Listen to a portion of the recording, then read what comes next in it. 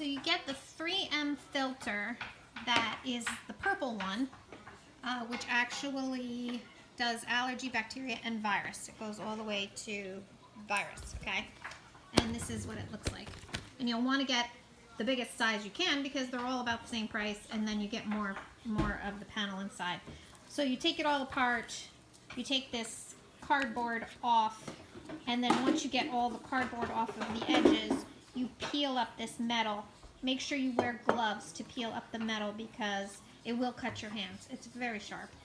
And the metal is on both sides, so you have to take it off both sides.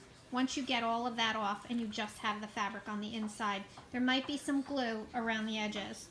You can peel that up if it comes off. The sides came off pretty good, so I could still get the panel all the way to the edge, which was nice, but the top and bottom were a little harder, so I just had to cut those glue strips off. Then you lay out your panel. It actually comes out very long. On this 20 by 25, I had gotten 44 panels. So that's a lot of panels. That's 44 masks you can make. And then you just basically, you can stretch it out. You can actually overlap it before you cut it, just to make it easier to cut. And you just make the same thing, 6 by 9 panels. Okay, bye. Okay, so you cut 3 things, 9 by 6. You put what you want on the outside, on the insides, and you make sure they're nice and close. Then you put the filter, same size, on the top, and then you'll want to, right towards the edge, pin them so that they don't shift, but you don't want to pin inside or too far in because you don't want the hole to be on the inside because you want to keep the panel intact so you don't get the virus coming through. So you pin both sides right on the edge. You have 2 pieces of elastic. Make sure you test it. They say 7 inches, but after you make your first one, I would test it. I had to do this one a little larger. I had to do like 8.5 on these because it has less stretch than some of the others did. Okay, so you have those ready to go. You lay it on the machine so that you start on the long side but halfway down the long side. Drop your thing, go to the corner, and then you stop when you get to the corner. Put the needle down, turn the fabric sideways, then you take one of your elastics, you put it in between the 2 fabrics, not in between here, in between the 2 fabrics. You lift up your thing, you have your needles down so it shouldn't move. You push it all the way to the edge, and then you drop it down. Make sure it's nice and straight. Straighten out your stuff again, drop it. Go back over it a couple of times just to secure it. Then you go close to the next corner, but not all the way yet. You stop, you drop your needle, you take the other end of the elastic, you slide it under till it's sticking out a little bit, drop it down, and you go over it again a couple of times. Go to the corner, drop your needle, turn your fabric. Then you're going to go straight all the way down the long side. Take out your needle.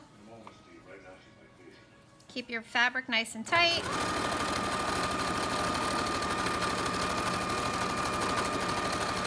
Get to the end, stop, drop your needle, turn again.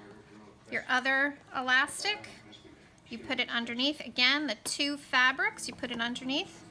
Lift your thing for your needle, your foot, so you can get nice and close. Drop it down. Go back and forth a couple times so you secure it in good.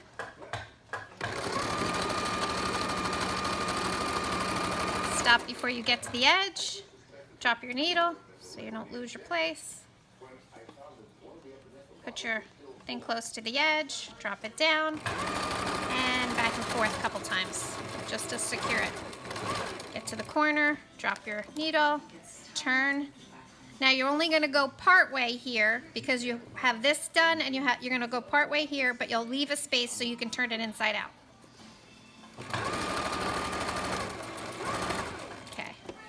Take out your needle. Oh. Okay. Then you turn it inside out, in between your two fabrics. Your elastic will be there.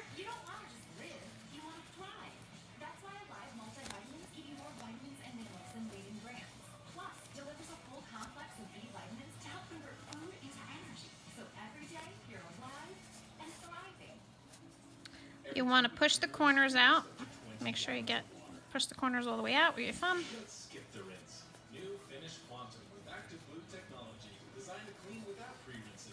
Switch to Finish and skip the rinse to save water. Cancer won't wait. Okay. Now you have your hole, so you want to fold it so that you got a good amount that you can catch, because you're going to have to close that up now. Okay, so you lay it down. You're going to make sure you go very close to the edge here, so you make sure you catch. Back and forth, just to fold it in. And then go all the way down the edge. Now, when you get to this corner, you're going to drop your needle. You're going to turn it. Now's where you put your pleats in, okay? So you're going to want to fold it so that you're going to kind of go all the way across. You're going to let that one go, but you want to fold it twice. So you get a nice straight thing. Then you're going to drop your thing, and you're going to go. Sometimes you might have to pull it because it gets a little high. Go back and forth.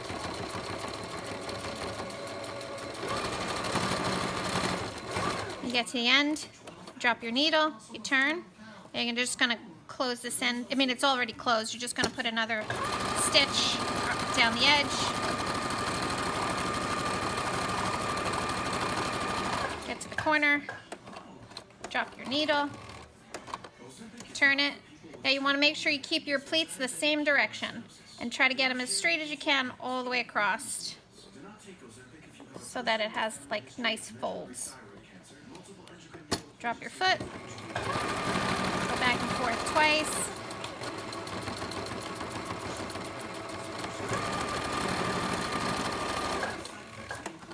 Turn the corner, and then just lock in your thread. Okay, that's that. Okay, now what I do is I put two pleats in the top so that it's a little tighter on the top. So I put it down like that. I do nice thin, don't do them too thick, just real nice thin pleats. Just to make the top a little tighter around your nose. So I do one, then just to make sure they're even, I push the two ends together. And I put it on the other side. I gotta cut all this extra stuff off.